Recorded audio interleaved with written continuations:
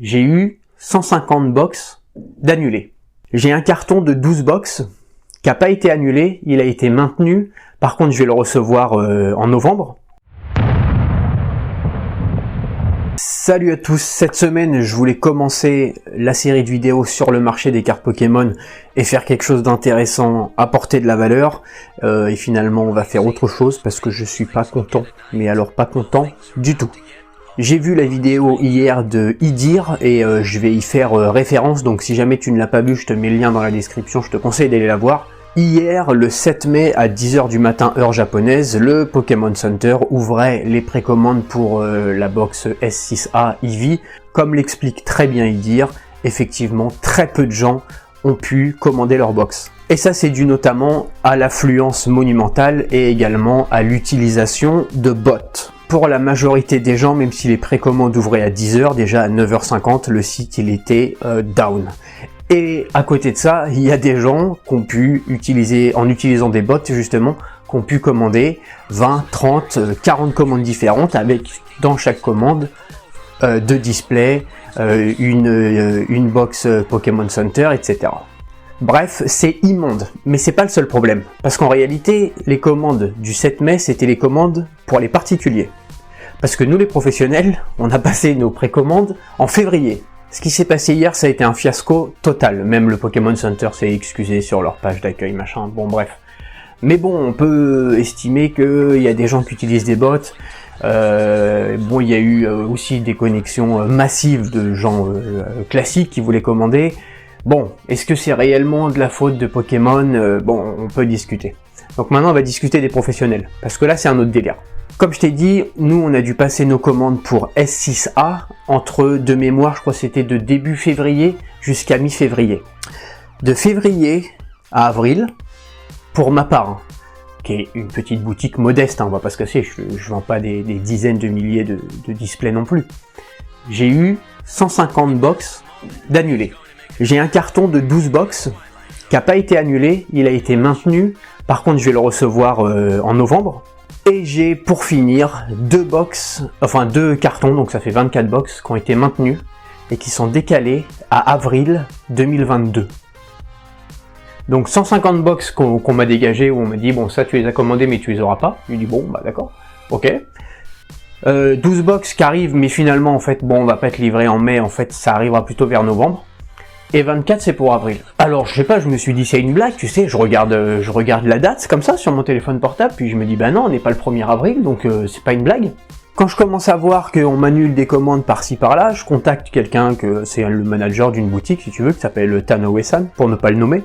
Et je lui dis, mon Tano-San, est-ce que tu pourrais pas me dépanner de quelques cartons au pire?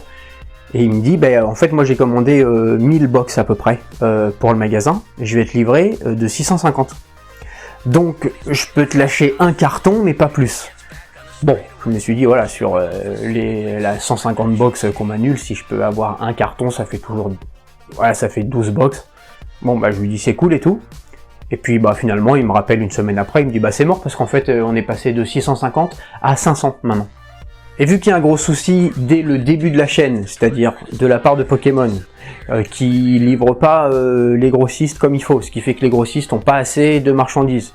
Du coup, ils annulent les précommandes des boutiques, du coup, bah, les boutiques elles annulent les précommandes des particuliers. Le pire dans tout ça, ce qui me met un peu hors de moi, j'avoue, c'est que, à la rigueur, si Pokémon ils disent bon, c'est une série assez sympa, il va y avoir beaucoup de monde, donc on évite de trop livrer les professionnels parce qu'on veut vendre directement aux particuliers. À la rigueur, pourquoi pas? Ça poserait des soucis pour les gens qui vivent à l'étranger, mais au moins les résidents et les gens qui vivent au Japon, tout le monde qui désirait avoir une box, ils l'ont eu. Bon, et puis bah voilà, les professionnels voilà, c'est un choix de Pokémon, ils ont dit bon bah les professionnels sur cette édition, tant pis pour vous. Pourquoi pas? Mais là non. Non, pas du tout. Là, les particuliers, personne n'a pu avoir de box. Le site, il était down 10 minutes avant la sortie. Moi, j'adore les objets Pokémon, les cartes. Comme tu as dû le comprendre, je suis pas fan de la compagnie. Mais ça fait 3-4 ans que je les pratique. Je te dis, moi, je vais pas au Pokémon Center. Je pense que c'est pareil, c'est un lieu, c'est sympa. si tu viens une semaine, 2 semaines, de voir les peluches, de voir... C'est un bel endroit, c'est toujours pareil en fait. L'endroit est beau, comme leurs objets sont beaux. Moi je trouve que les box sont belles, les illustrations, ils ont des créatifs, ils ont des trucs qui sortent des nouveaux Pokémon. On peut aimer ou pas, mais il y a quand même du taf, je veux dire, ils font quand même des trucs qui sont... moi je trouve ça vraiment magnifique. Mais la distribution, qu'est-ce que c'est que cette société? Ce truc où à chaque fois on se fait annuler nos commandes, je pense que c'est voulu.